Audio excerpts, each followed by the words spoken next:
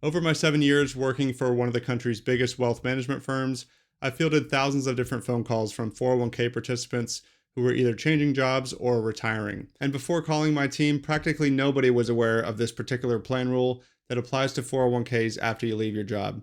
So in this video, we're going to discuss exactly what that is and why it might influence your decision on what to do with your plan after you retire. But first, my name is Jake Skellhorn. I'm a certified financial planner and the co-founder of Spark Wealth Advisors.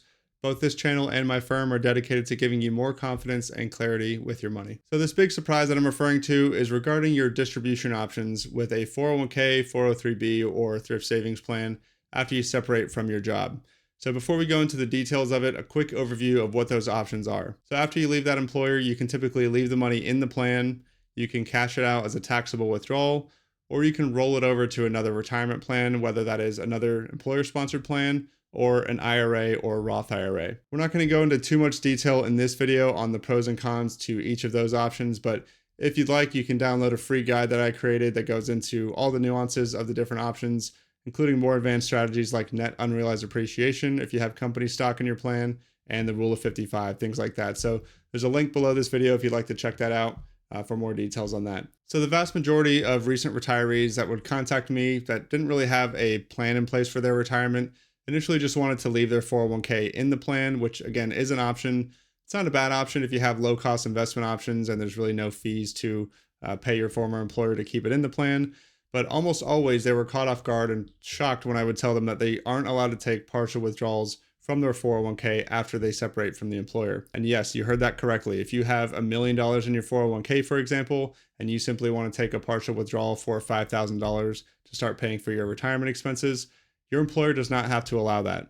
Now, I will say that plan rules vary from employer to employer, so this isn't the case with every single 401k, of course, but I would say more than 75% of the plans that I came across, which were hundreds of them, did not allow for those partial withdrawals after you separate from your employer. Now, my best guess as to why this would ever be a 401k plan rule in the first place is because companies and employers, they pay 401k plan administrators based on how much assets they have in the plan and how many employees are enrolled in the 401k. So after you retire and leave the company, that's their way of saying you don't have to go home, but you can't stay here. So that's their way of not letting the fees that they pay the 401k plan administrator get out of control for all the current and former employees of their company. So if this plan rule does apply to your 401k, which by the way, you can find that out by reviewing your summary plan description, a document that's available for all 401ks, usually through the web portal. You want to review the distribution section to see the fine print on what you're allowed to do after you separate. But obviously this poses a pretty big issue. Again, using that $1 million example, if you only need a few $1,000s, you definitely would not want to be forced to take the $1 million out as a taxable withdrawal.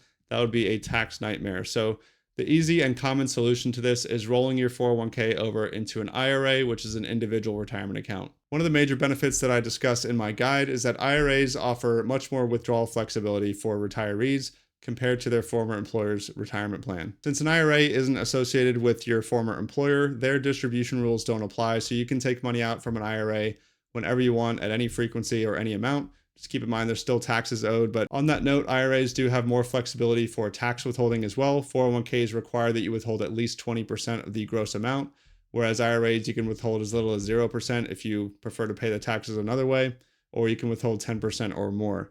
And of course, rolling your 401k to an IRA does not have any tax consequences for that transaction either. So if your 401k plan does not allow for partial withdrawals after you retire, in most cases, it's a no-brainer to roll it over to an IRA for that added flexibility, especially if you're looking for professional advice and guidance like the clients that I work with. With that said, there's still a few things to look out for before you do a rollover, because once that transaction is done, it typically cannot be reversed.